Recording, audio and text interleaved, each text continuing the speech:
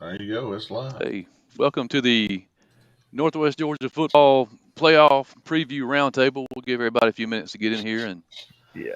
before we start discussing everything, we'll work our way down from 6A down to single A tonight. We'll tell you what we think is going to happen for the rest of the season. Um, can't wait to see it all play out on the field, because our talk's meaningless when it comes to what's really going to happen. But hey, if you guys want to send in your comments, your predictions, we got a live comment section. We can get your questions up here on the screen, and we'll do our best to answer them. Hopefully, we'll have a few more people join us before the show's over. John McKay, if you want to get back on, man, I think you were having a little reception trouble. If you want to try it again.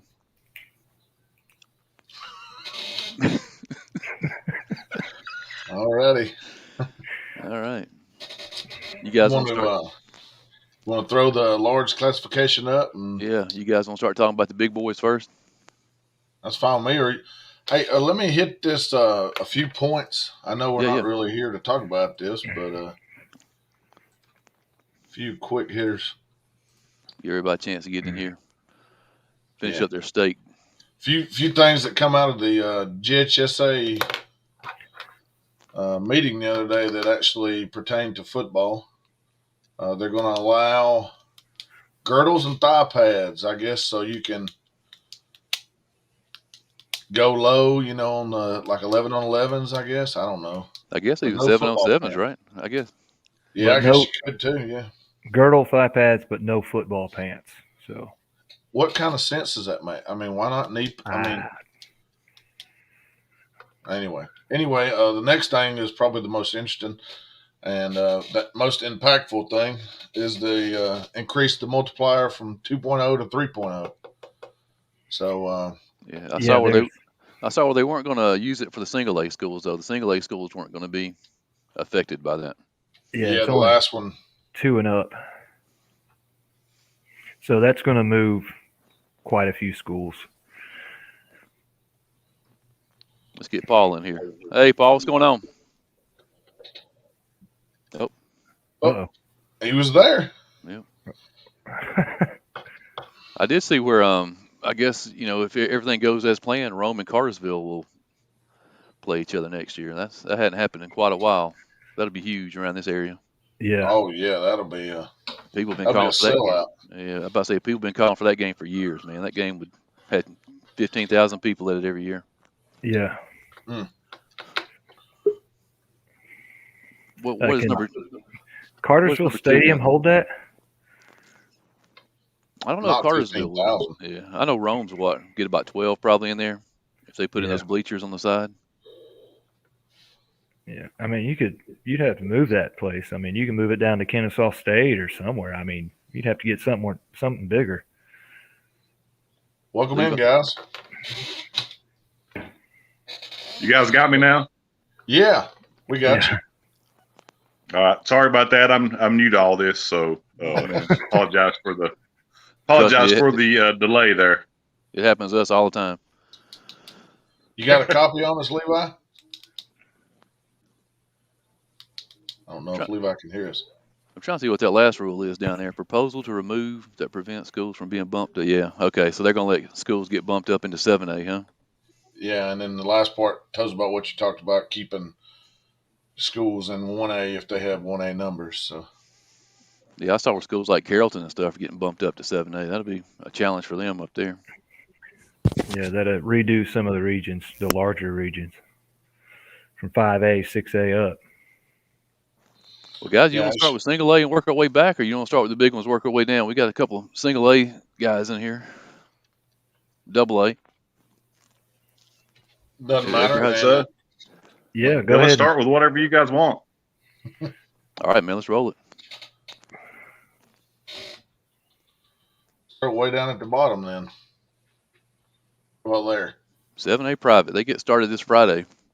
I mean, five teams. I mean, 4 of them are guaranteed to get in. I mean, I think Walker's pretty bad. So, I mean, I see the other 4 getting in. It's just a matter of what order they're going to finish this year.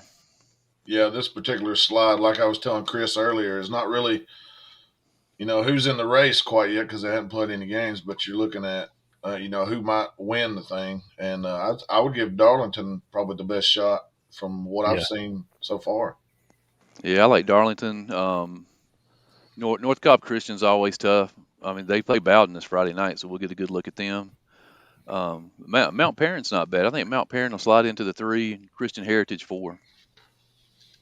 I think that Darlington Mount Perrin game this Friday is going to be huge, man, because they have a common opponent this year in Kings Ridge Christian, and they both beat them 21-7, 21-14. So I'm curious to see how Darlington does against them. Yeah, and Darlington they also have a win against Heritage of Catoosa. Yeah. Bremen, I mean, they've beaten Bremen this year.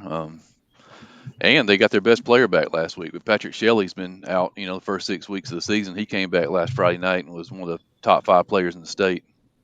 What's going on, fellas? How's it going? Michael, what's up, buddy? What's going on? Yeah, I We're feel sitting like there talking about region. Darlington uncovered a good quarterback while Shelley was down.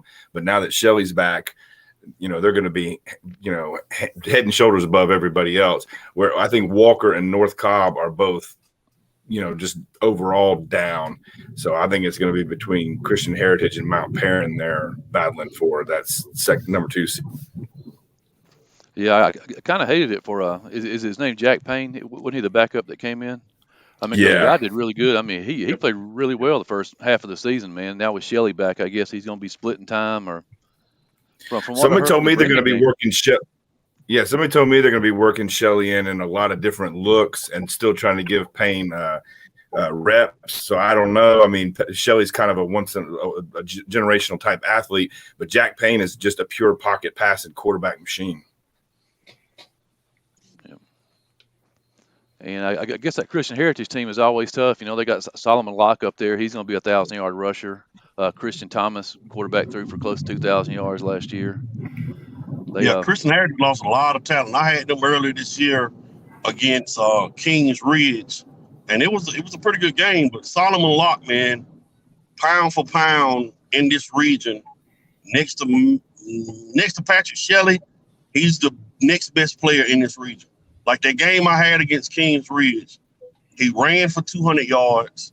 He had a touchdown reception. He had 15 tackles, and he had a safety. Oh, and he popped the popcorn too. he did it all. Like he is a north-south kind of runner. I mean, he is a load for Christian Heritage. But Christian Heritage, one of my AAU basketball players just recently joined the team.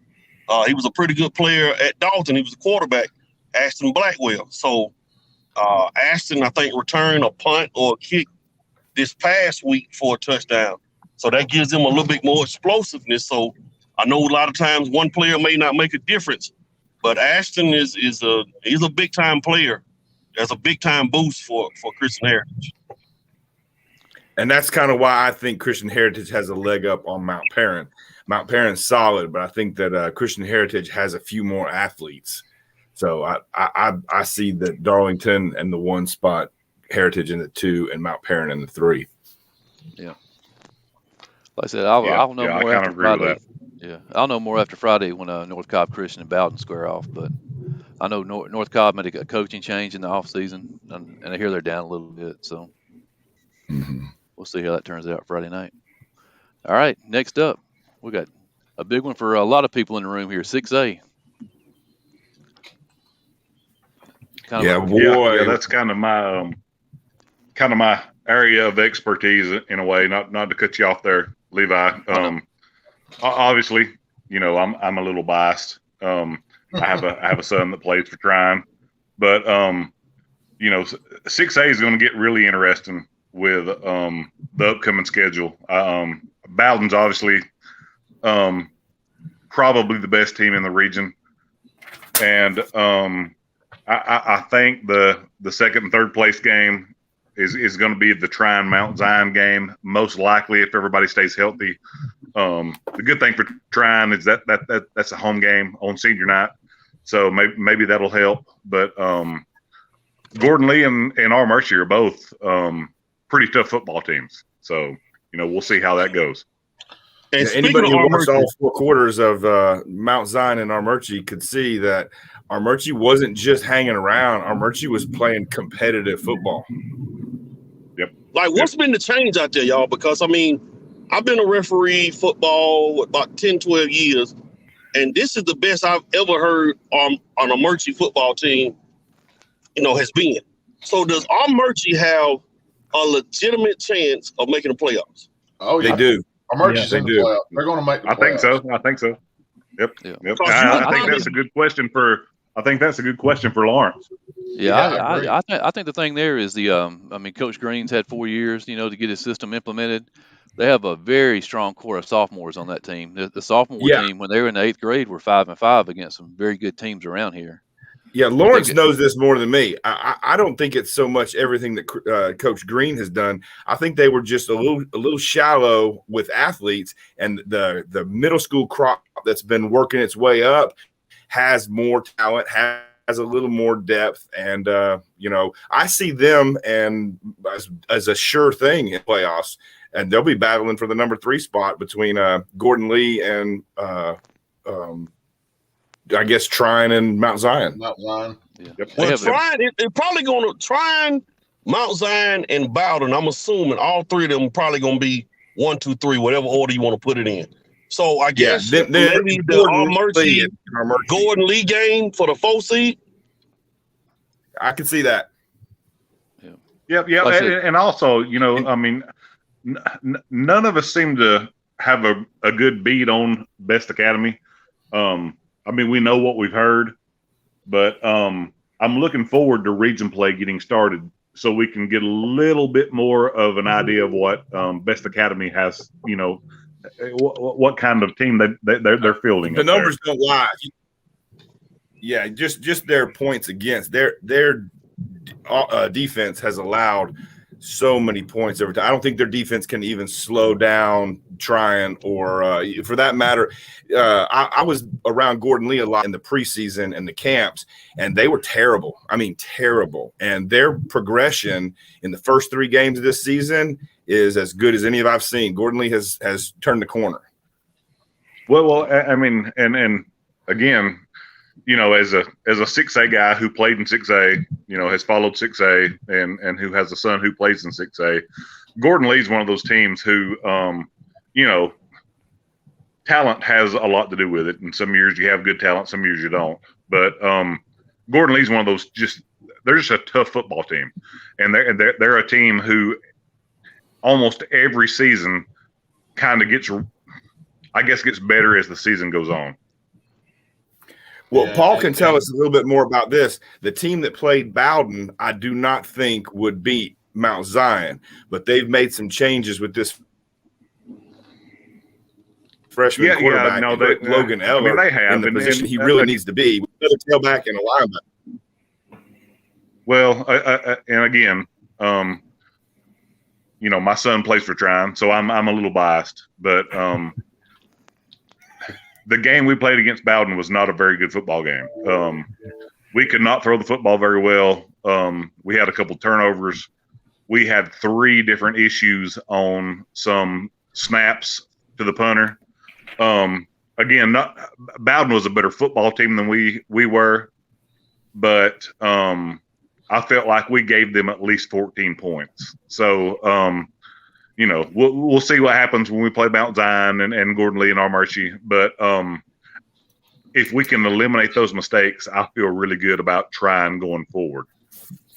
And I had Tryon as an underdog. I mean, Tryon has athletes all over the field. I'm talking about, man, the Will Banks kid, the Parks, Rob Brown, number 8, number 4. I mean, they got athletes all over. Cole Cavin, number 7, he looks like a giant, man. I'm talking about this kid. I had Tryon last 2 years. I don't never remember this kid being this tall and big. Like, he looks like he's 6'6", 6'7" now. I mean, he is a Division I football player, and the Tryon coaching staff, the coaches are definitely engaged. And I think Tryon, and honestly, I think Tryon, Mount Zion, and Bowden, I don't know how the state playoff brackets are set up, what region they open it up with. But I think Mount Zion, Trinity, and Bowden all can get first round wins. And I really, Byron with that man, he could make it in the state playoff after Thanksgiving to December. I think they are that good to maybe get that far. Now, you know, when you talk about Class A public, you get to talk about the elite school, Irwin County, Brooks County, Dublin, a lot of those schools. But when you got a good quarterback in high school, that can take you a long way. A long way. Yeah. Yeah, I think the problem. I think making that change at QB more than anything is going to make trying. I mean, Rob Brown is already just a touchdown machine, and them moving Logan Eller around and putting that Cade Smith kid in at quarterback, I feel like is going to balance their attack out. So if they become more of a passing threat, shoot, man, trying's a real threat. Yeah, I think the problem 6A has come playoff time, though, is who they match up with first round. They get 8A, man, which is Commerce, Washington Wilkes, Lincoln County. I mean, that's stout competition right from the get-go. Yeah, so I think your number 1 and 2 have a good shot at making it an extra round in there. Your number 3 and 4, real hard time. Yeah. Well, I mean, and that makes the Trine, depending on what happens, that makes the Trine Mount Zion game so big because getting that home playoff game is going to be a big deal. Yeah. I think the big game this Friday is that Gordon Lee Mount Zion game. You know, when I was doing the numbers, running through everything, if Gordon Lee beats Mount Zion on Friday night, it kind of makes it tough for Armurchie and Best to make the playoffs without beating Trine. They're going to have to beat Trine to make the playoffs if Gordon Lee wins Friday. No, exactly right. In Trine right now, I think, like I said, probably the second best team in the region. So, but I'm really fascinated that Armurchie is even in the discussion, because at the beginning of this year, I put 0% chance of Armurchie being in any playoff discussion. No, they deserve a lot of credit. Playoff discussion? That's a question. Who has ever put? And I'm not taking no shot at Armurchie, but Armurchie has been known for girls basketball. We have never put Armurchie in that category of and cheerleading state championship. Cheerleading.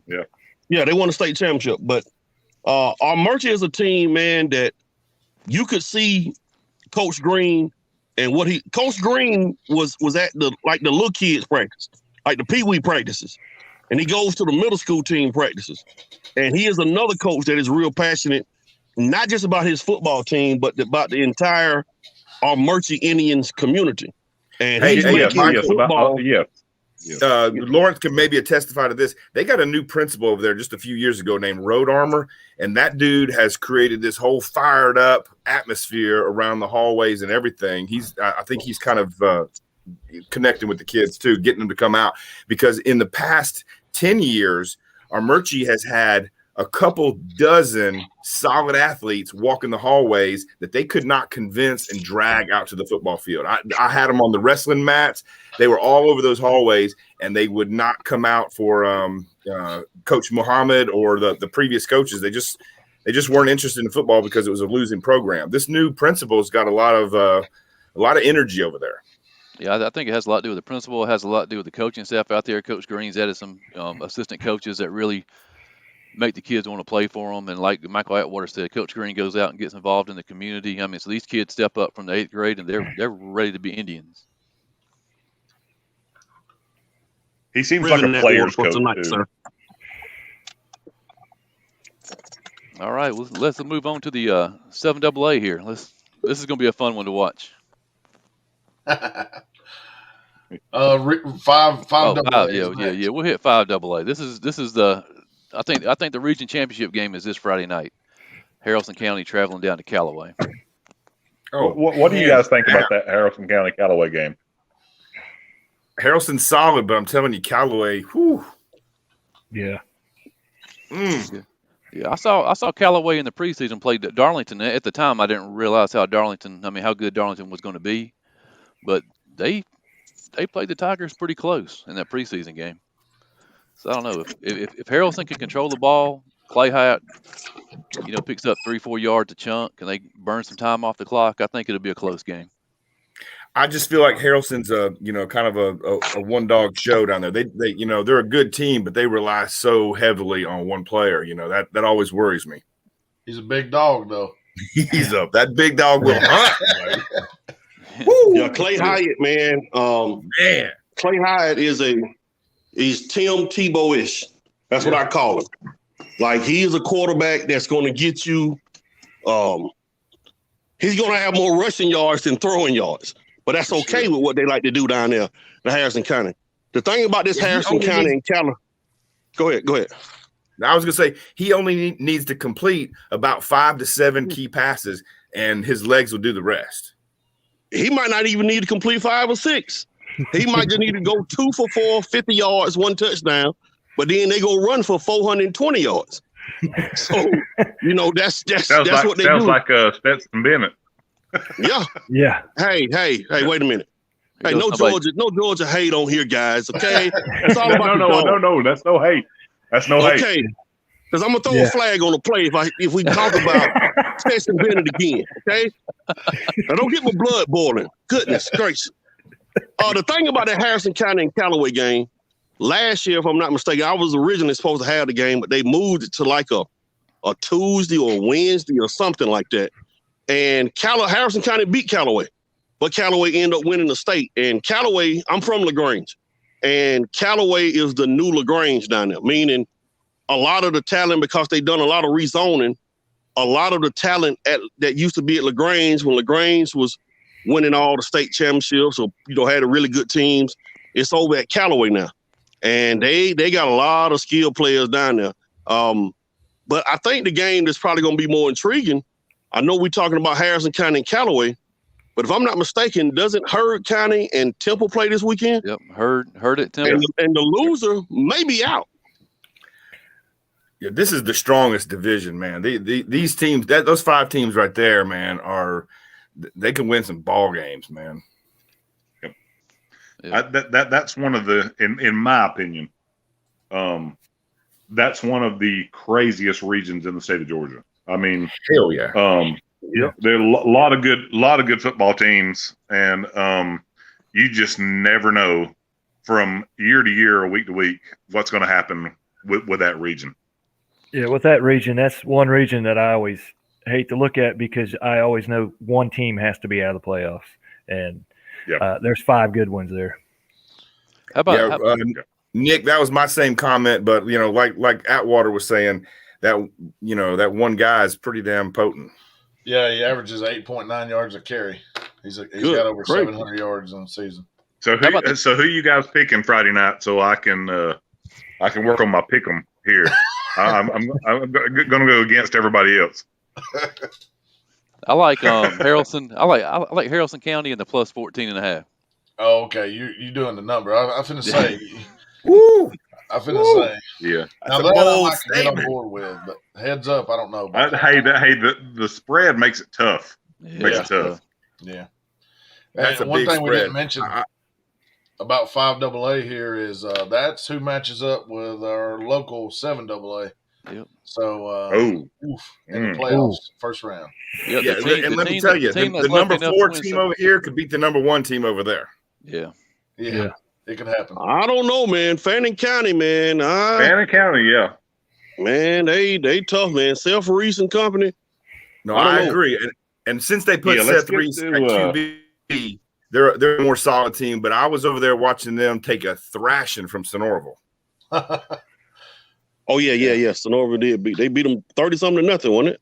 Yeah, it was 35-0. I mean, it was a close ball game up for 3 quarters, but when the dam broke, it broke. So let's start with Michael Atwater, and we'll work our way up the screen. You're 4. Yep. For 5AA. Callaway 1, Harrison County 2. Oh, You look at Bremen 2, Bremen 2, Harrison County 3, and Heard County 4. Burdick? I'm going the other way. I'm going Callaway, Harrelson, Bremen, Temple. Paul? I'm going to go Callaway, Harrelson, Bremen and Hurd. I just, and you know that's just a guess. I mean that region's a toss up every year, but that's what I'm going to go with. Chris? Callaway, Harrelson, Bremen, and Hurd. Yeah, I'm going to go Callaway, Harrelson, Bremen, and Hurd, and I hate it because Temple's got probably the best individual player I've seen play this year live, and quarterback Cavin. Love that kid. But the kid needs some people to throw to, you know? Yeah. He's going to be a heck of a senior And next year.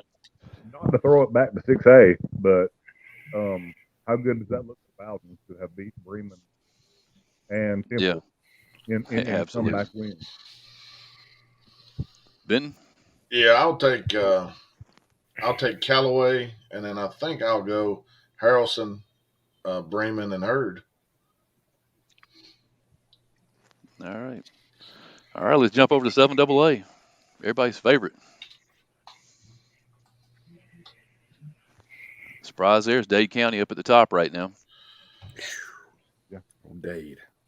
I don't think it goes down this Friday, though.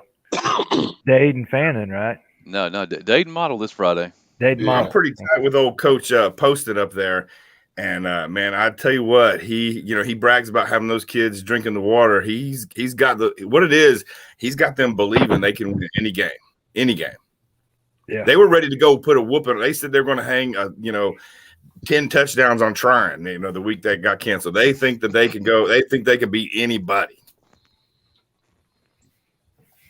Confidence is high. Yeah, I like Fannin here just for the fact that Fannin gets Chattooga and Dade at home, which is huge. It's a heck of a ride over there to Fannin County. Yeah. Lawrence, you mentioned that 2.5 hour drive, and I have not been to Fannin County yet, but everybody who goes says, "Oh, that's what a football stadium is supposed to look like." They kind of are blown away by that. Yeah, they have a huge crowd every game. They come out with the smoke and tunnel, and I mean, just the whole town's fired up about football over there. It's a fun place to see. Yeah, I had them last year in the playoffs. I had them up at Place Academy last year. On Place Academy at Fannin in the playoff game up there last year, and it was a nice atmosphere up there. I think the big question here is going to be who's the 4 seed. Flip a coin. No, there's no question.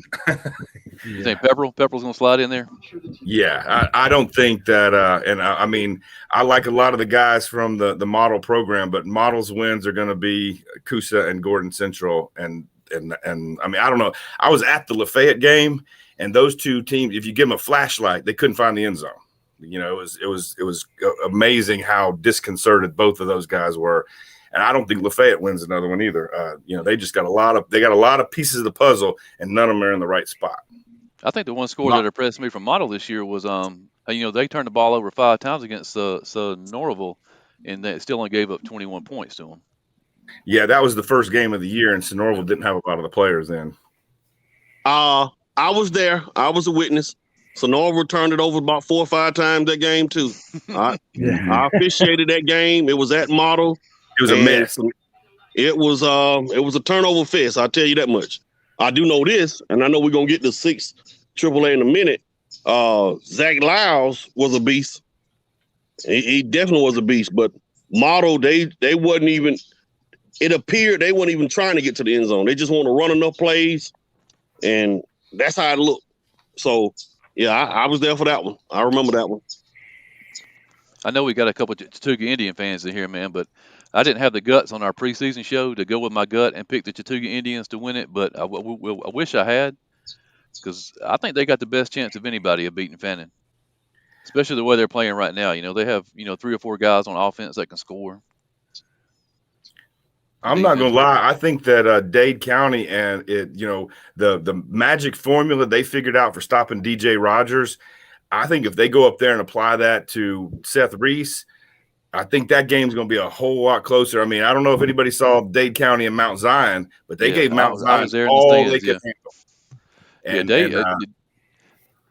Dade played Mount Zion good. Man, Dade shot themselves in the foot in that game by getting a lot of unsportsmanlike conduct penalties. They had like 150 yards of penalties in that game. Yeah, I think they had 14 penalties, and they were just they were overhyped. He had no way of putting the brakes on them. and it cost them big time. But I think that Dade and Chattooga both will play Fannin good. I think that the problem is going to be is, Chattooga always struggles with Pepperell. So it doesn't matter, what athletes they put on the field. Chattooga always struggles with Pepperell. So they're going to have a big one there, and that's the last game of the year. And they're going to come off of back-to-back weeks traveling to Fannin and then having Pepperell come in at home. So I think they got a better shot against Pepperell than they do against Fannin. That Fannin game is going to be tough because Seth Reese is all that and then some. He goes down as my highest-ranked player that gets no college love. I don't know who was recruiting him. He's not talking about it, but I haven't seen him getting any offers or anything. And he's a freaking beast. Do you guys have my audio? Yeah, we got you. Okay. Yeah, just making sure. No, I agree with Levi on some of that, especially about Seth Reese. I mean, it was the same way with the quarterback at Fannin last year. Guy was a beast and didn't get a lot of love. But as far as go ahead. No, he was. Yep. No, I completely agree. And just to throw my opinion on 7AA up here, Model's got a decent defense. They play tough. They play smart. They don't have much of an offense. I haven't seen Dade yet. I really wish that Dade trying game hadn't got canceled because I think that would have been a really good football game. I know Pepperell's got a little bit of struggles, but they've also got some athletes. I'm picking Fannin County, and I can't speak to the Fannin Dade game because I haven't seen Dade. But and no disrespect to Chattooga, I'm a Chattooga County guy, and my son played at Chattooga for a couple of years, but I think Fannin County wins that game by double digits. So that's just my thought on 7AA. They'll be a big favorite. I know that. Yeah. Lawrence's line will be 15 plus. I bet. Yeah, I didn't get to see the box score last week from the Model game. How did they score 28 points in the first quarter? Was it turnovers? Was it offense? I mean, I don't know how they scored 28. I was shocked when I saw they were up 28. Yeah, I was shocked when I saw they were up 28-0 after the first quarter. Wait, they played Coosa, right? Yeah. Now I know how. Eagle fans, we apologize for Benton Birge. Sorry. Yeah, you can pay him back Friday night. Coosa's just in a real down period, and they're I don't think they beat Gordon Central, to be honest with you. They're in a real bad way right now. And Gordon Central has little, they showed against Chattooga, if they get a moment of protection back there, which their offensive line basically never gives that poor quarterback Wilson. But if he has a moment, he's got two little receivers that he can hit. I mean, he victimized the defensive backs a couple of times against Chattooga and put together a long drive. And I think they can do that. I think the offensive line of Gordon Central can give Wilson a little time against Coosa, and they can score some points. I just don't see Coosa scoring points. I actually got that game next week. They moved it up to next Thursday. I got Coosa and Gordon Central at Coosa. Yeah, I'm going to that one. I might have to go watch that one. Yeah. Please don't do that. Atwater, what was that? That's holding. Atwater, that's holding. I'm not even gonna take a flag out there. I don't even plan on taking a flag to that game. It's really a battle for pride, and I think that Gordon Central's fan base, their coaching staff, everybody down there's fired up about the team, and they, I think I figured it out the other day. They've won like 12 games since they've moved down, and they're like 12-38 or 11-38 since they moved down, and they had a winless season. Their first 2015, the winless season going, and TJ always has them, mentally ready. The kids just can't. Sean Gray does well. That little McGinnis, tiny little boy, reminds me of Riley Chapman from Model. Just a super undersized kid. Looks like he's probably 5'2" and maybe 94 pounds, but he can run. He's a fighter, little fighter kid. And I see Gordon Central beating Coosa. That's going to be an interesting game, man. Gordon Central and Coosa, and I'm also eager to see, like you were just saying, the Chattooga Pepperell game. that is at the end of the season. I mean, it's a lot of good football left because what it's looking like, you got 5 teams vying for 4 spots for the playoffs. Mm-hmm. So, I mean, every game at this point in the region, the Model Pepperell game, Chattooga Pepperell, Chattooga Model, the top 5 teams are jockeying for 4 spots. So, I mean, it's going to be real interesting. Yeah, the way I see it is this region has 4 teams vying for the top 2 spots. I don't think Model, Coosa, and Gordon Central stand any kind of a chance of making the playoffs. But the 4 teams that do make it have to go visit those 5 AA teams, and nobody wants to be number 4. Nobody wants to face the winner of that. I mean, I was there when Chattooga went and faced Callaway, and it was ugly. So, nobody wants to be the number 4 spot. Nobody really wants to be the number 3 spot. So whether it's Fannin, Dade, and Chattooga battling for those top 3, I don't those top 2 spots. I don't know, but I know that it's a battle for those top 2 spots, and there's only 4 teams in the running, and that's Fannin, Dade, Chattooga, and Pepperell. All right, we'll start with that. We'll start with Michael Atwater down there again. Let's hear your predictions. Lawrence, if you don't see at the bottom of the screen, tonight I am Reverend Atwater. I would like to be called Reverend Atwater tonight. Okay, we're gonna start with. Don't Reverend. Call me by my full government name. I am it's Reverend Atwater tonight. I will be preaching later tonight. So call me Reverend, Lawrence. If you call me Michael again, I'm gonna mute your mic. Okay, call me Reverend Atwater. I repeat after me, Lawrence. Reverend. Yes, Reverend Atwater. Amen. We didn't give him those kind of capabilities, did we, Lawrence? No, he didn't. He didn't give me those capabilities. You saying with the region, I'm going Fannin 1. I'm actually going Chattooga 2. I'm going Dade 3 and Pepperell 4. Well, I'm giving you 3 names: Xander Cook, Carter Lowenberg, and Billy Settlemore.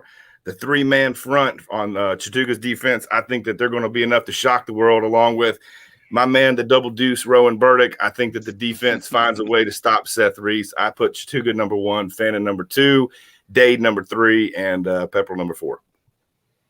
Chris? Paul?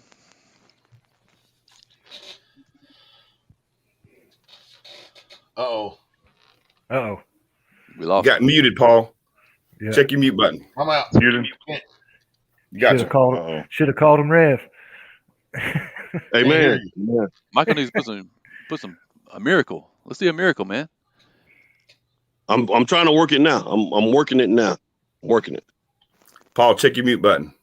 There you go. Right. You guys got me? Yeah. There you go. Okay. I'm going to go with Fannin 1, Dade 2, Chattooga 3, and Pepperell 4. I agree with Levi. I know all those kids he's talking about. Cole grew up with those guys. I kind of grew up coaching those kids, and I believe in them, and I'm pulling for them. But for some reason, my gut says Fannin 1, Dade 2, Chattooga 3, Pepperell 4. Chris? I'm going Fannin, Dade, Pepperell, Chattooga.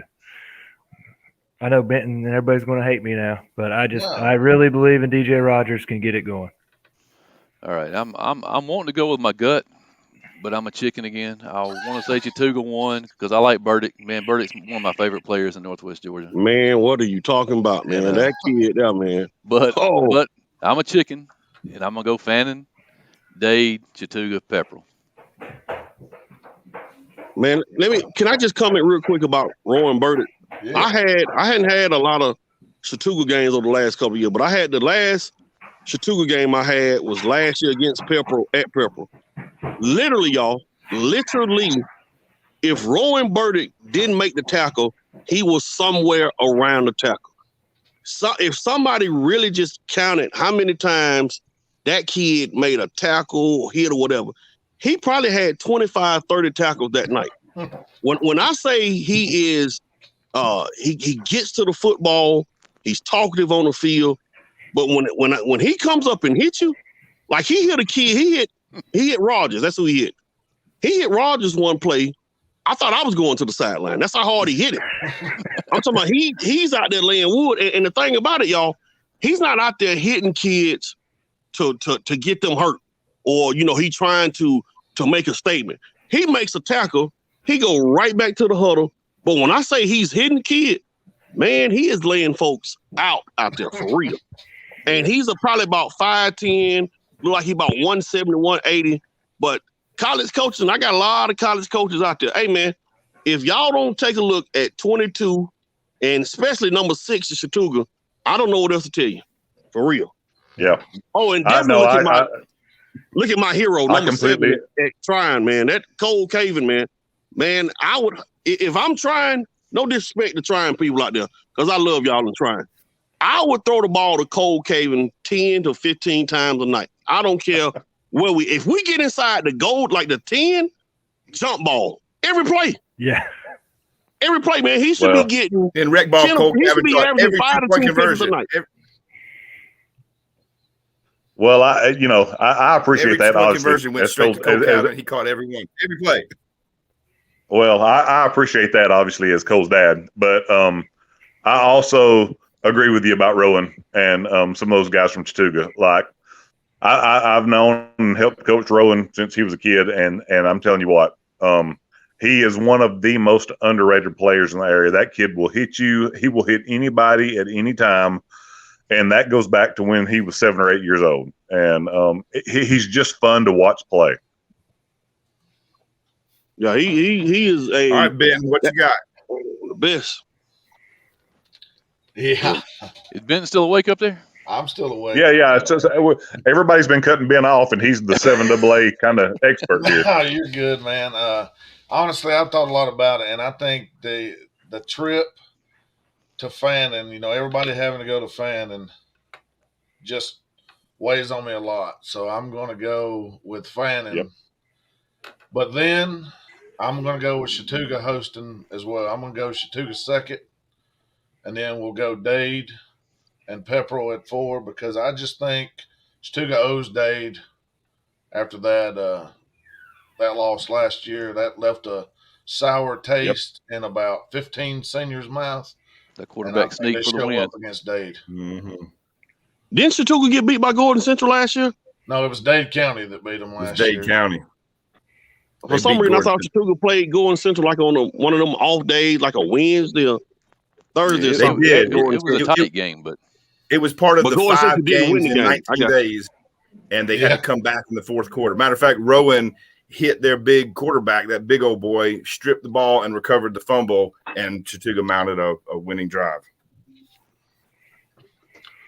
All right, let's move on to Chris's expertise here. 6 AAA. Yeah. You talk about loaded regions, buddy. Chris Napier, you got a loaded region right here. Let's hear it, Chris. This is 9 teams. Getting to the playoffs is half the fun here. You've got your own playoff race in the regular season. If you look, Ringgold and Rockmart, they are in the driver's seats right now for the 2 home playoff games, 1 and 2. The exciting thing is I think both of them are heavily favored in the remaining games. I think each of them's got Adairsville, which is going to be tough for them. But these 2 will meet at the end of the season, at the final game of the season. And if both of these teams show up, I mean, they could show up 7-0 in the final game of the season in region play. So you'll have a true championship game on the final game. So that'll be exciting for the region. If you look at the 1-loss teams, you got Adairsville and Lafayette. I think a Lafayette schedule is absolutely tough. It's like a murderer's row. The old Yankees lineup, it was so tough because you had one right after another. I think that's kind of what Lafayette's schedule is. I mean, the remaining games for Lafayette are at Ringgold, Coahulla Creek, at Sonorville, Rockmart, and North Murray. I mean, that's tough. Mm. So, and I think, though, if you look at the 2 1-loss teams, I think Adairsville is in a much better place to get a playoff spot of the 1-loss team. And then you got your 3 2-loss teams. You got North Murray has already played and beat Coahulla Creek and Sonorville. And so I think they're in a little bit better shape as a 2-loss team than the other 2. With Coahulla Creek and Sonorville, they're in a position where, your back's against the wall. These are, tough games from here on out. You're gonna have to show up every Friday. But I mean, you never know what could happen.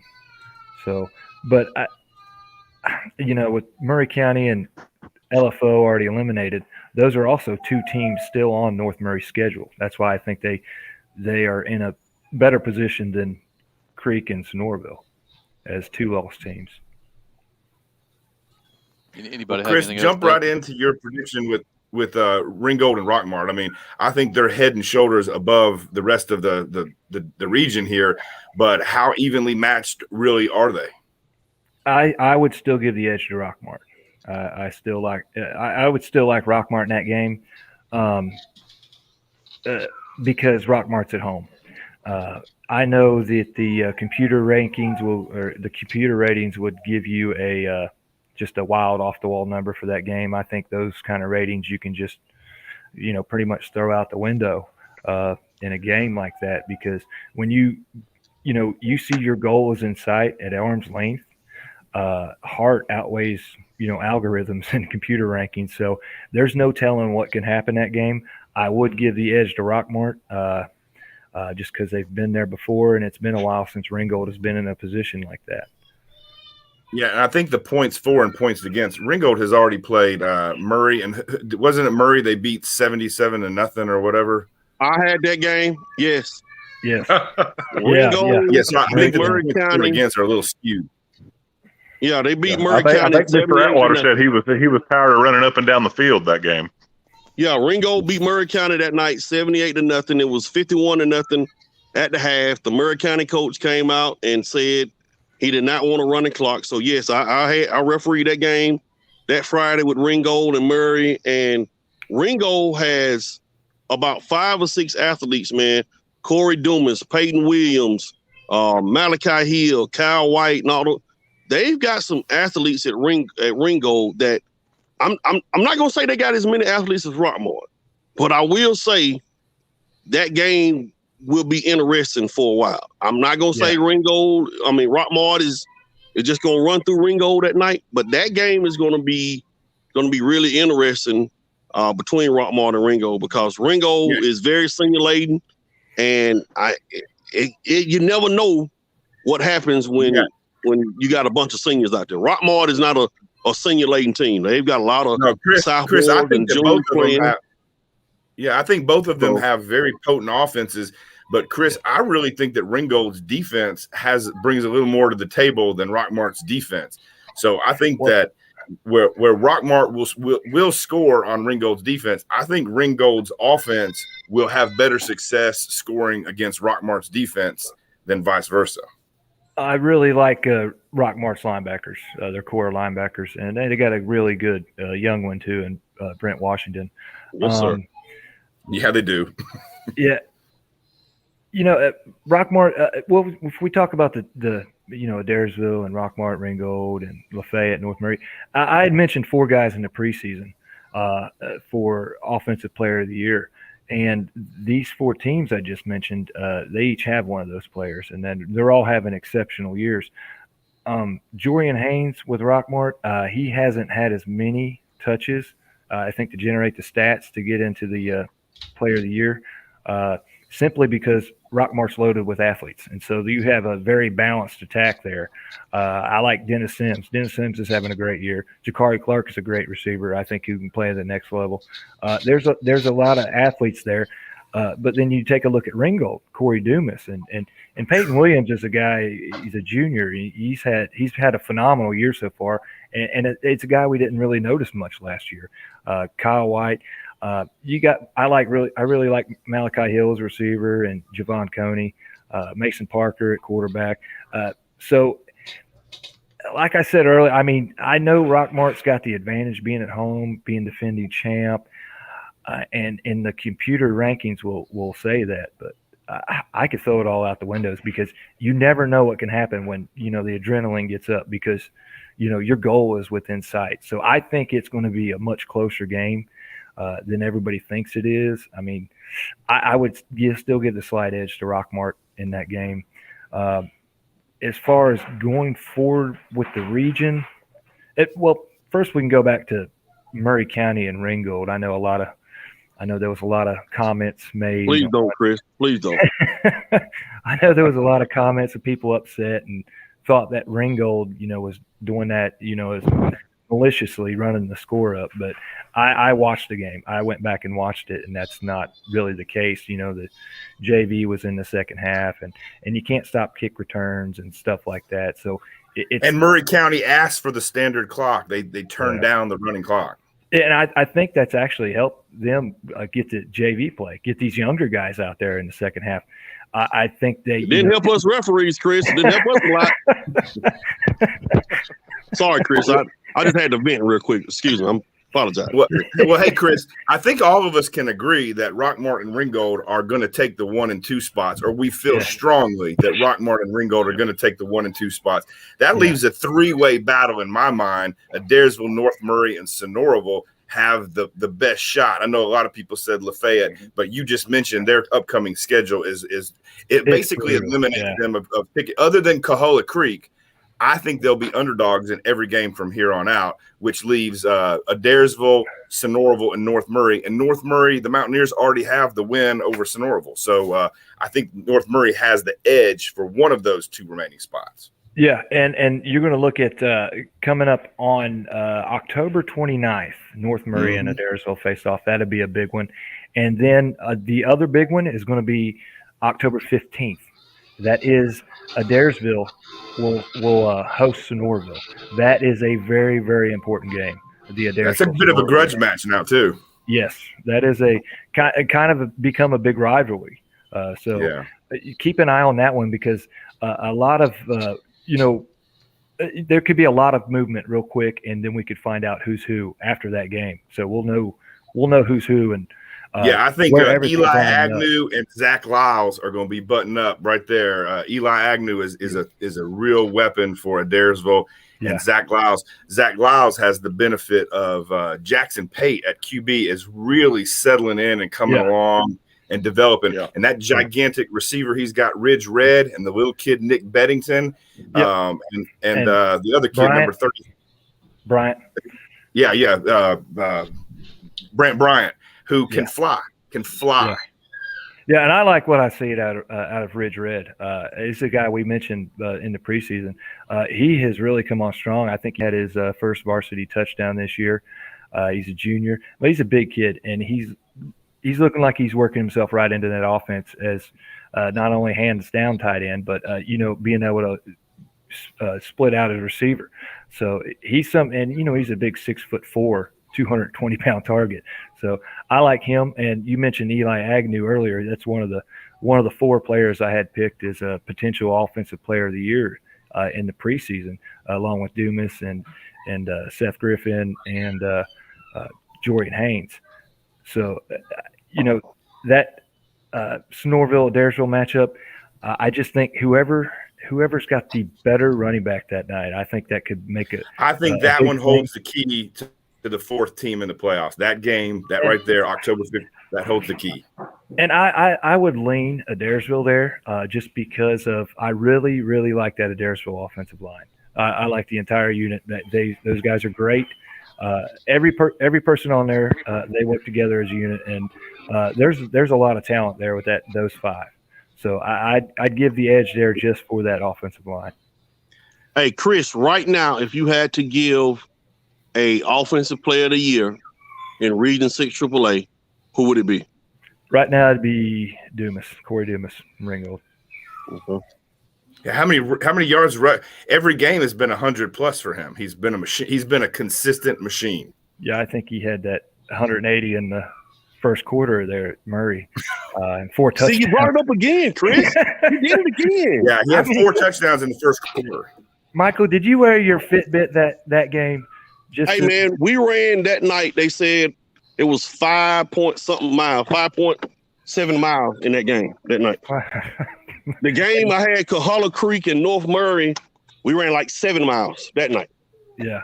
And when you're a fat boy, a thick boy like myself, that running, that adds up. It's bad on the ankles. It's bad on the ankles. It's good for you. I do want to talk about this though, because Cahola Creek is a team that's similar to our Murchie. It's a team that is always, well, not necessarily. I guess Coahulla Creek is a program that's been around, 4 years? 4 or 5 years, I guess. 9 or 10 now. 9-10 years. Yeah. And Coahulla Creek You're is getting old, 4-2. Yeah, I am. Yeah, I am. But Coahulla Creek is a win away from having a 500 season. What do you guys think about Coahulla Creek this season, man? Because this is really I think been they get that impressive. win over Lafayette. I think they get that win over Lafayette. I think that's their 5th win. And let me talk about Coahulla Creek. The difference in them this season, you could find in the game film from last Friday. They went at Murray County, and it was Murray County's homecoming. They went in the halftime at 22-7. They were down. The old Coahulla Creek would have folded. This team went to halftime in the locker room, said, what do we got to do to win? And they believe they can win. And they come out in that second half and they won the football game. That's the difference. They believe they can win. And that's the biggest difference I see in this team. And they got a quarterback. Yeah, Case Kinnaman, he's awesome. I mean, the kid can move the. Hey, I tell you what, Case Kinnaman can do is move the chains and extend drives. That's what their quarterback can do now. And that Coahulla Creek has never been able to do that. Just consistently move the chains. Yeah, and a big part of their offensive that probably could get them to 500 this year. Locklear and Baker and Kinnaman, they're big three. And most good defenses, you can stop 3 playmakers. I think the emergence of Peyton Gordon and Aiden Patterson and Robbie Wiggins and has really helped them offensively, because if you can stop 3 good playmakers, you run into problems when you're talking about 5 or 6. So I think their emergence of the younger guys coming up has really helped Coahulla Creek this year. All right, we'll start with the Reverend Atwater, if he's still there. Amen. Amen. Amen. Your top 4 in 6 AAA. I'm going Rockmart 1, Ringgold 2, Adairsville 3, North Murray 4. How about it, Mr. Burdick? I've got Ringgold shocking the world and knocking off Rockmart. While I also have North Murray pulling it out for the number 3 spot, and Jeb Knight, the linebacker for Sonorville, slowing down the Eli Agnew effect enough for Sonorville to upset Adairsville at home. So I've got Ringgold, Rockmart, North Murray, Sonorville. Wow. Chris? I'm going Rockmart, Ringgold, Adairsville, North Murray. And I'm going to go Rockmart, Ringgold, North Murray, and I got to stick with my preseason favorite, the Sonorville Phoenix at 4. Benton? Yeah, I like Rockmart, Ringgold, North Murray, and then Sonorville. That's what I like. All right, let's move on to 7-4A.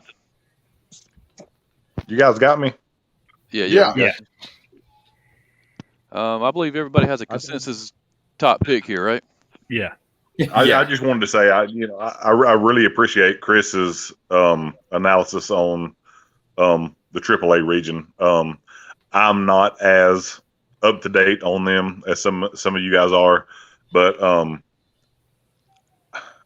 I just don't see ring. Uh-oh, we've lost him again. He's going in and out, ain't he? Yeah. Yep. You got me? Yeah. We got you. Yep. I'm going to go with the Ringgold, Rockmart, North Murray, and Adairsville. Awesome. All right, 7-4A. Does anybody have anybody other than Cedartown at number 1? No.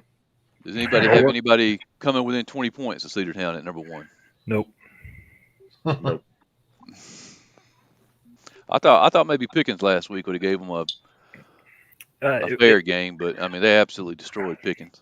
Honestly, we could see Cedartown go through region play without surrendering a point. Their defense is awesome. Yeah, they held Pickens to 63 total yards last week, and Pickens to me was the second best team in the region coming in. Yeah, if anybody does it, I think it's going to be happen at Northwest Whitfield. They might put some points up. They're got some pretty talented receivers that might give them some problems. But man, Cedartown is just tough. They are just tough. Yeah, I know. Northwest is going to Cedartown this Friday, and I do that pick 'em and with the point spread, et cetera, et cetera. And I mean, the Bulldogs are 35-point favorites, and What should I expect this Friday in my game, guys? I got Pickens at Ridgeland. What should I expect? Pickens is a 17-point favorite. I think it's going to be a decent game. You might not have to run too much. That's good. Good to hear. But yeah, who do you guys have finishing here in the top 4? I like Northwest Whitfield. I think their win over Central on Friday was huge in how this all plays out. I think if Pickens beats Central, you're going to see the final game of the season. It will be a Northwest Whitfield and Pickens matchup. I think it's at Northwest, and I think that is going to be huge. It's going to be one of the bigger ball games that is played in this region this year. Heritage plays Central Friday night. Yeah, Friday night. I think we'll learn a lot about Heritage. I think the only region game they've played so far is Ridgeland, so we'll get to see them. I'm not counting Central out. I think they could still compete that third spot. I really like them at that third spot. They've got some young guys that are just really, really good. Yeah, that game Friday night is going to be real important. That Heritage at Central. I think if Heritage goes down to Central and wins that game, they'll finish at number 2 in the region. And like I said, we don't really know that much about them right now. They missed a lot of games with COVID, and but Caden Swoop, he had 200 plus yards Friday night and put up 58 points on the Panthers. But if they can go down to Carroll County and come back with a win, it's going to be tough. I really like. They have a kid named Cameron Bolton. He's a freshman running back. Yes, sir. He reminds me a lot of another freshman running back I saw about 4 or 5 years ago, named Deontay Tidwell. About the same size. I think he's maybe a step slower. There's not a lot of people with Deontay's speed, but he reminds me a lot of it. And he's having a great freshman year. And if he gets away from you, he's gone. And I just don't know how Heritage will handle his speed. So we'll have to wait and see. All right, Reverend, how about your top 4? Cedartown 1, Heritage 2, Northwest 3, Central 4. Paul? I kind of agree with the Reverend there. I think. Amen, Paul. Amen. I just I just think that Cedartown,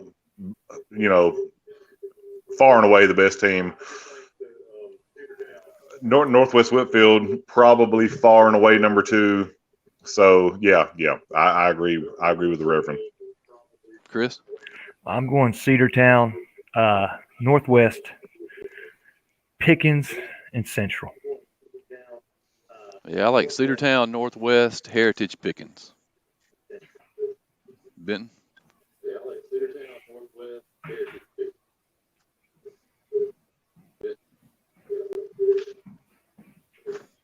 I think Benton. I think we lost Benton there. He's playing Candy Crush or something. Cedartown, Heritage. Man, I really like. All right, I'll go Cedartown, Heritage, Northwest, and Pickens. I like Pickens in the 4 seed.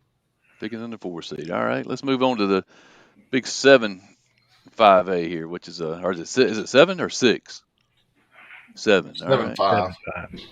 I think this is a group of 3 teams. You got one group of 3 at the top and one group of 3 at the bottom that are going to battle it out. And you already see them 1-0, 1-0, 1-0. Yep. Cartersville, Calhoun, Blessed Trinity are going to battle it out for that 1, 2, 3 spot, and then Woodland, Cass, and Hiram for that final spot. Yep. And if I had to pick right now, Cartersville, Calhoun, Blessed Trinity, 1, 2, 3, and I think Cass slides into the 4 spot. Yep. Yeah, I'm going with that. Blessed Trinity, they got Cartersville and Calhoun both back to back, I think, at home. So I think both of them games are going to be at Blessed Trinity. And, Blessed Trinity got probably one of the top running backs in the 2023 class in Justin Haynes. So this is a big next couple of weeks. But that last game of the season, if Calhoun and Cartersville some kind of way can be undefeated in region play, that last game, I think the last game of the regular season is Calhoun at Cartersville. Standing room only for that one. Man, it's going to probably be 30,000 people there. Yep. It'll be 30,000 inside and 40,000 outside. Yeah, it's going to be an unbelievable game there, boy. So, and even if they both take a loss to Blessed Trinity, that game still is going to be standing room only. Oh, yeah. Anything else on that region there? No, I think we all agree the top three and then Cass. Did anybody see Hiram sliding in? Woodlands? No. I like Cass. No, you got it. Cartersville, Calhoun, Blessed Trinity, and Cass. All right, big boys here.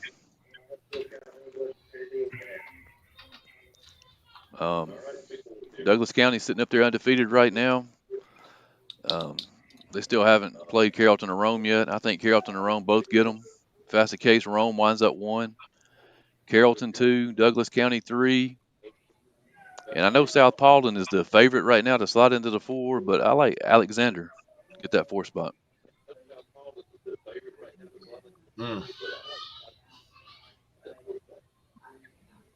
I'm still know what happened in that South Paulding game.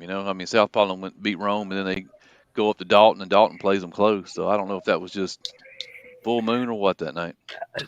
They showed up pumped for Rome. I still like. I like Rome at number 1. We may go. They hold the tie break, so if Rome and Carrollton went out, which could happen. I still like Rome at that 1 spot. Their defensive line is awesome. I like watching their defense play.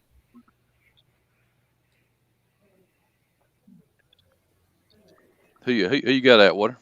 I got Rome.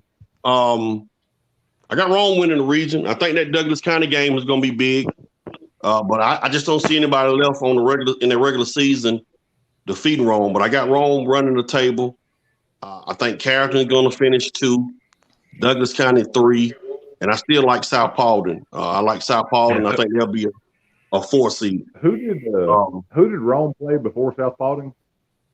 They played Collins Hill. Collins Hill, yeah.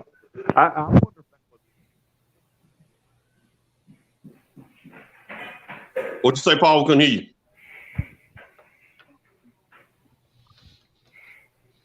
I can't hear. Yeah. He's muted again. Uh-oh. I think his mic or something's going on. You guys got me? Yeah, we got you now. Yeah, I wonder if that South Paulding game wasn't a hangover. Well, Collins Hill came in here with the number 1 player in America, Travis Hunter, and they put on a show, kind of like what Marietta did to Rome. I guess about 2 years ago with Eric Gilbert and Harrison Bailey and those guys. You just played a whole nother level going up playing in 7A. But Rome, and I would say Coach Reed is a hell of a coach, man, because nobody gave Rome a chance against Carrollton. Nobody that picked football game, none of us really gave Rome a chance. Nobody really statewide gave Rome a chance. And they blew Carrollton out. He came in with a game plan, and they blew Carrollton out. And a lot of people don't realize or remember this, but when Rome went on their state championship run those 2-3 years, Rome started out 1-2. Rome was defeated by Kell and I think Carrollton. And after that 1-2 start that year, Rome won 12 straight to win the state. Then they came back and won it again next year. So this could have been a start of something for Rome in 6A. When you look at 6A, you know about Beaufort, Lee County, Westlake, but I think they definitely. I think Carrollton is a team that's gonna still get a chance to go make a run to the playoffs. So That's the beauty about state playoffs now. See, when we were coming up, it started out with the one team from your region go to the state playoffs. That's it. And then it advanced to 2 teams from the region. But now you could have a semifinal with all 4 teams from your region playing each other. You really could. I mean, it probably don't happen most of the time, but you could have the same 4 teams playing each other in the semifinal. So that's the beauty of expanding in the state playoffs. It says right here, whoever finished second in 6A this year will go to Lee County the second round. That's tough, man. So you don't want to finish. You don't want to finish second. Yeah. I mean, I kind of wonder if teams do this, but if I was Carrollton, I'd almost want to fall back to the third, you know? Boy, Carrollton and Lee County second round? Good. Second round. Yeah. Yeah. I don't know a whole bunch about the region, but I know Rome and Carrollton. I like them 1 and 2. I see them both as legit contenders to be able to play with some of them South Georgia teams. You guys have been around coaches more than I have, man. So I'm gonna ask y'all a question. It's something I've always wondered. Do you think teams play for playoff positioning? I mean, like maybe if you lose a game, you get a better spot in the playoffs. You think that ever happened? You play to win the game. You play to win every time you step on the field, regardless of what happens after that. If you don't, you need to hang it up. Yep. In my opinion. I had somebody send me a question earlier this week, too, about Dalton. You know, Dalton played Calhoun so well that first week of the season. Did they just overachieve in that first game, or they had some people get hurt since then, or what? Well, looking at their points against numbers, the defense, it looks like it might be the issue. They've gave up 244 points already, and that's far and away more than – I mean, look at Alexander giving up 77 points on the year versus 244. Yeah. In this region, I'll go ahead and start it off at the top. I like Rome and then Carrollton. Sorry, Carrollton, you'll be at Lee County. Yeah. And then honestly, I think I'll go with Douglas and then Alexander at the 4. I think South Paulding – I had a little comment saying that South Paulding's head coach resigned the week of the Rome game. You know, you don't like a temporary situation.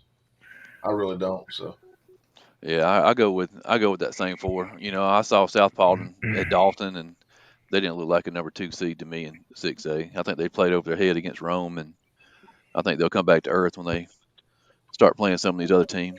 Rome, Carrollton, Douglas County, Alexander. I like the same. Rome, Carrollton, Douglas, Alexander. Paul? Yeah, if you guys got me, I feel the same way. Reverend? Yeah, Rome, Carrollton, Douglas County, and I kind of like South Paulding at number 4 seed. Okay. All right, guys. I think that concludes all our playoff predictions for the night, huh? Yeah, I think that'll be everybody. Oh, there's that reclassification stuff that we talked about. But I want to thank Paul and the ever popular Reverend Atwater for joining us tonight. Amen. You guys coming on? Amen. Is there? I know everybody's looking to jump off here, but is there any local teams that we've talked about tonight in these regions that that we know of right offhand that could be affected by the 3.0 multiplier? I think Carrollton is going to move up. Carrollton probably going to move up to 7A. And maybe Rome again. I don't know where Cartersville – will that move Cartersville up, being a city school? I saw Rome and Cartersville both being 6. Carrollton will be in 7. Bremen, Gordon Central, and I saw Pepperell will all go to 3. Yeah, Pepperell and Bremen, they will go to 3, yeah. Bremen had 211 out of zone, and they were the 3rd largest AA school. So Bremen, should move up. Yeah. That might jumble up some other classifications next season when you're talking about adding 3A teams. I'm just hoping my Indians and Trine stay down in single A. I know Paul will like this. I was talking to Coach Green a few weeks ago. He said the kids in school right now don't even know who Trine is. Well, back in the 80s and 90s, our Murphy Trine was the game, They hated each other. But now, I mean, these kids don't. I mean, when I was in high school, it was Armuchee and Tryon was a big game. You know, that was when Rome High School kind of became a team, and a lot of the guys that didn't want to play together went to Armuchee. So, but as far as how it's going to affect Region 6A, I don't know. Armuchee is the largest single-A public school. But the 3.0 multiplier doesn't apply to single A, right? No, if their enrollment is under whatever the single-A threshold is. So whatever that number, I don't know if it'll change or not. It just depends on how the teams balance out, you know. Well, right now, and here, go ahead. Well, here's another thing. You know, Tryon is a 6A, or they're a city school. Yeah. Did that say that last comment? Did that say that Calhoun would be affected also? Yeah. Calhoun has a lot of kids out of district. Yeah, so I take it they're going to 6A.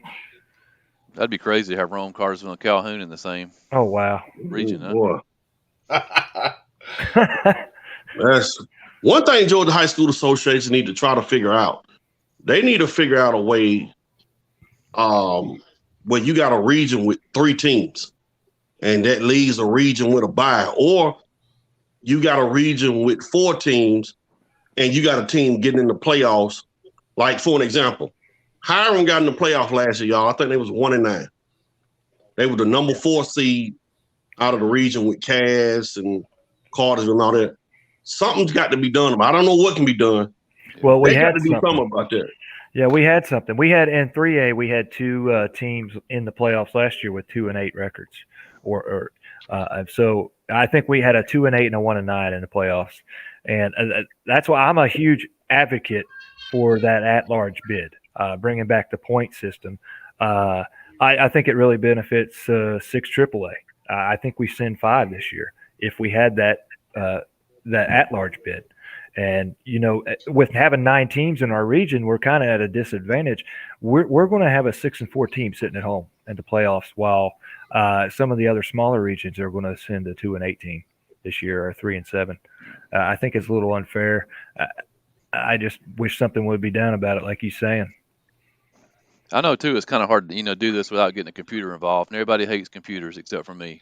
And I would love to see them seed the top 32 teams from 1 to 32, no matter where they're from. You know. Yeah. I mean, I think it would make for better playoffs. I mean, you wouldn't have Carrollton and Lee County playing in the second round. Well, don't they do that out in California? Don't they have a open division, or is Texas somewhere they do an open thing? Yeah, they actually use the Cal Preps rankings in California to seed everybody. That's where the Cal Preps comes did from. The open thing. All righty. Well, all right, guys. I guess we're done till Friday night, huh? Yep. I will be on Friday night. Thank you, guys. Hey, thanks for coming on. Where you going to be at, Chris? I will be at home. Southeast comes to play North Murray. I'll be at that game, so I'll be on with you shortly after. I should be able to help you out with the whole show. Sweet. Lawrence? Yeah, I'll actually be back in time to be on the show too, man. I thought I was going to be down in Lakewood till midnight, but they changed the game to 5:30 p.m. So hopefully I can get back by 10. I don't know. Wow. What the drive is like down there. That's an early game. 5:30. Go in there and see what Best Academy is all about. Yeah. What game you got, Rev? I got Ridgeland, and I got Pickens at Ridgeland. But immediately following that game, I won't be able to be on the show. I've got an appointment at the tanning bed, so I will not be on the show Friday night. I'm going to the tanning bed immediately following the game. Kind of tone the skin up. So I'll actually come on the show a little later Friday night after I leave the tanning bed. Lawrence, is that okay, Michael, Lawrence? Is that okay with you? Michael, after we get off the air, I'm gonna need for you to send me the number of that tanning bed, man, because it's working pretty good. Yeah, thanks, man. I appreciate that, man. Yeah, I get a tan every 2-3 weeks, so I'll be going this Friday night after the game, after I leave Ridgeland. So once I get out of the tanning bed, and come to think of it, Lawrence, I don't think it's none of your business what tanning bed I go to. Okay? Let me clear that up with you first. I don't need you looking for what tanning bed I attend. Yes, sir. Yes, sir, Reverend. Red. Oh, who's trying? Hey, I appreciate the opportunity to come on with you guys. Trying's off this week. Well, you're a Chattooga guy. We'll see you down at Coosa Friday night. Exactly. Oh, okay. Well, maybe so. Yeah, Chattooga will be at Coosa Friday night, so should be interesting. All right, guys. We'll see you Friday. I'm out of here. Everybody back on. See y'all guys Friday night, man. All right, Michael. See All right, man. See y'all.